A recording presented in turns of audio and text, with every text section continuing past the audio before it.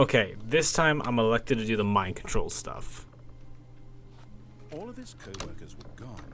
What could it mean? Stanley decided to go to the meeting room. Perhaps he had simply missed a memo. Would have followed the rules this time. I want to see what happens. When Stanley came to a set of 2 open doors, he entered the door on his left.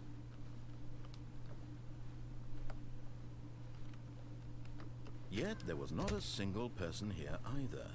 Feeling a wave of disbelief, Stanley decided to go up to his boss. Coming to a staircase, Nah, Stanley we're walked going upstairs to his down. boss's office. We're going down. We're going down for real. But Stanley just couldn't do it. He considered the possibility of facing his boss, admitting he had left his post during work hours. He might be fired for that.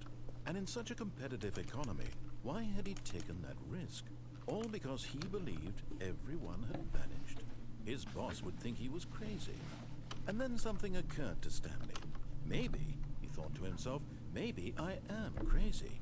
All of my co-workers blinking mysteriously out of existence in a single moment for no reason at all. None of it made any logical sense. And as Stanley pondered this, he began to make other strange observations. For example, why couldn't he see his feet when he looked down? Why did doors close automatically behind him wherever he went? And for that matter, these rooms were starting to look pretty familiar. Were they simply repeating? No, Stanley said to himself, this is all too strange. This can't be real. And at last, he came to the conclusion that had been on the tip of his tongue. He just hadn't found the words for it. I'm dreaming, he yelled. This is all a dream. We disabled it. Get your first achievement. To Nice. have finally found an answer, an explanation. His co-workers weren't actually gone. He wasn't going to lose his job. He wasn't crazy after all. And he thought to himself, I suppose I'll wake up soon. I'll have to go back to my boring real-life job pushing buttons. I may as well enjoy this while I'm still lucid. So, he imagined himself flying and began to gently float above the ground. Then he imagined himself soaring through space on a magical starfield, and it too appeared. It was so much fun, and Stanley marveled that he had still not woken up. How was he remaining so lucid? And then perhaps the strangest question of them all entered Stanley's head. One he was amazed he hadn't asked himself sooner. Why is there a voice in my head dictating everything that I'm doing and thinking? Now the voice was describing itself being considered by Stanley, who found it particularly strange. I'm dreaming about a voice describing me, thinking about how it's describing my thoughts, he thought.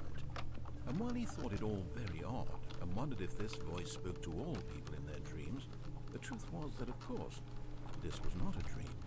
How could it be? Was Stanley simply deceiving himself, believing that if he's asleep, he doesn't have to take responsibility for himself? Stanley is as awake right now as he's ever been in his life. Now, hearing the voice speak these words was quite a shock to Stanley. After all, he knew for certain, beyond a doubt, that this was in fact a dream. Did the voice not see him float and make the magical stars just a moment ago? How else would the voice explain all that? This voice was a part of himself too. Surely, if he could just... He would prove it. He would prove that he was in control, that this was a dream. So he closed his eyes gently, and he invited himself to wake up. He felt the cool weight of the blanket on his skin, the press of the mattress on his back, the fresh air of the world outside this one. Let me wake up, he thought to himself. I'm through with this dream. I wish it to be over. Let me go back to my job. Let me continue pushing the buttons. Please, it's all I want. I want my apartment, and my wife, and my job. All I want is my life exactly the way it's always been. My life is normal. I am normal. Everything will be fine. I am okay. Oh no. Stanley began screaming. Please, someone, wake me up. My name is Stanley. I have a boss. I have an office. I am real. Please, just someone tell me I am real. I must be real. I must be. Can anyone hear my voice? Who am I? Who am I? And everything went black. Okay. This is the story of a woman named Mariella. Hello? Mariella woke up on a day like any other. She arose, got dressed, gathered her belongings, and walked to her place of work. But on this particular day, her walk was interrupted by the body of a man who had stumbled through town talking and screaming to himself, and then collapsed dead on the sidewalk. And although she would soon turn to go call for an ambulance, for just a few brief moments she considered the strange man. He was obviously crazy, this much she knew. Everyone knows what crazy people look like. And in that moment, she thought to herself how lucky she was to be normal. I am sane. I am in control of my mind. I know what is real and what isn't. It was comforting to think this, and in a certain way, seeing this man made her feel better. But then she remembered the meeting she had scheduled for that day, the very important people whose impressions of her would affect her career, and by extension, the rest of her life. She had no time for this, so it was only a moment that she stood there, staring down at the body. And then she turned and ran.